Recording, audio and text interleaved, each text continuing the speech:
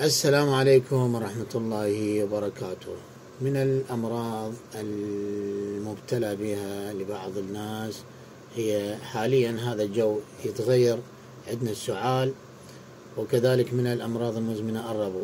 الوصفة اللي راح نعطيها لكم تعالج السعال علاج نهائي. أما بالنسبة للربو هي علاج تخفف من نوبات الربو.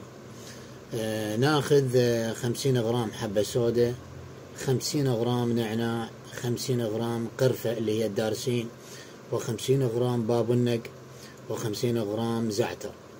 بالنسبة اللي عنده تحسس موسمي أو تحسس مزمن يلغي البابونج من الخلطة.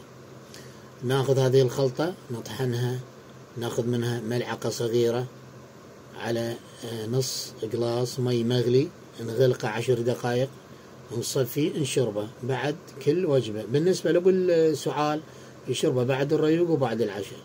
بالنسبة لأبو الربو خاصة اللي عندهم تجيهم نوبات قوية، هذا بعد كل وجبة، يعني 3 وجبات باليوم. وسلامتكم ألف سلامة. وبنفس الوقت حاولوا تبتعدون عن المي البارد والمرطبات والتوابل الحارة. ورمضان كريم عليكم إن شاء الله.